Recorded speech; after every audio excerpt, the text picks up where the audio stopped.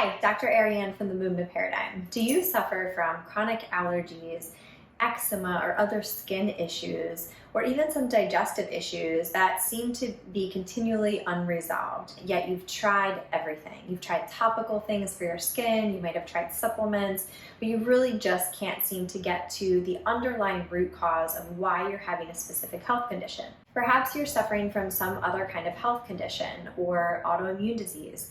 So maybe you are suffering from MS or Parkinson's or other chronic health conditions, even things like diabetes and high cholesterol.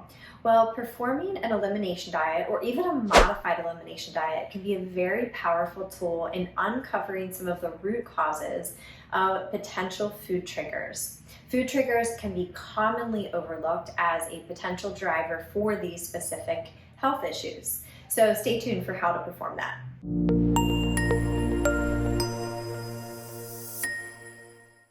As I always say, 70% of all chronic health conditions are associated with excessive or persistent inflammation. So that means that we can use food as one of our 5 potential inflammatory triggers to really dive into to see how foods are specifically affecting you.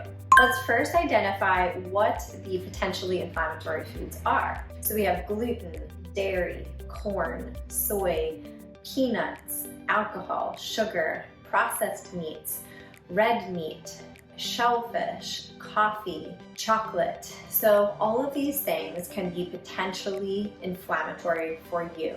Now that doesn't mean that every one of them is, but there is a possibility. So when you're thinking about performing an elimination diet, the first step is to really evaluate how many of those foods you're eating on a regular. Now please note that there are other categories of foods like oxalates and histamines and nightshades and even grains that all could be inflammatory for the individual person. However, we're going to generalize today and use the elimination diet that has been used for decades by allergists, functional medicine practitioners, and dietitians. Now that you've identified how many of those foods you're eating on a regular basis, now it would be wise to begin to slowly transition out of some of those foods and into other anti-inflammatory foods. So rather than just purely eliminating these foods, we want to think about really optimizing your health from other positive phytonutrient, antioxidant-rich foods. So number 3, after you've weaned some of these foods out, would be to really prepare for the elimination diet. Pick a start date so that you have it on your calendar, you know exactly when you're going to be starting this particular journey. Now the elimination diet is performed for 3 weeks. That means that you're eliminating all of these foods for an entire 3-week period. So it doesn't mean you can have a bite of this and a bite of that, 100% elimination of these foods. And then there is a careful reintroduction process. So number 4, after you have performed the 3-week elimination diet, now it is time to reintroduce. So you'll reintroduce one food at a time.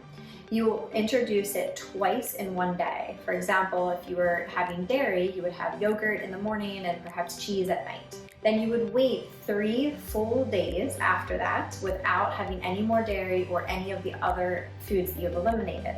You're going to track all of your symptoms, so digestive issues, sleep issues, urinary issues, skin issues, joint muscle pain.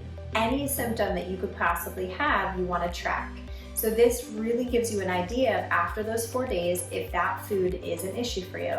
So yes, if you eat dairy on a Monday, you can have an issue on Thursday. Really important to recognize that it doesn't necessarily have to be immediately after you eat the food. So now that you've performed the elimination diet and reintroduction process, now you can begin to continue with one food at a time so that you can identify which food triggers you might have.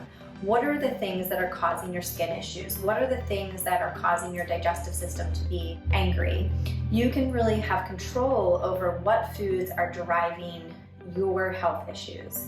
Now, there's always a root cause beyond that. If you find yourself having many food triggers and you're almost sensitive to all of them, then there's most likely an underlying issue. So that is something that is still going to need to be resolved because your immune system is reacting to so many different things. So as I mentioned, the elimination diet, or even a modified elimination diet, meaning that you're doing just 1 or 2 foods at a time, can be one of the most powerful things that you can do.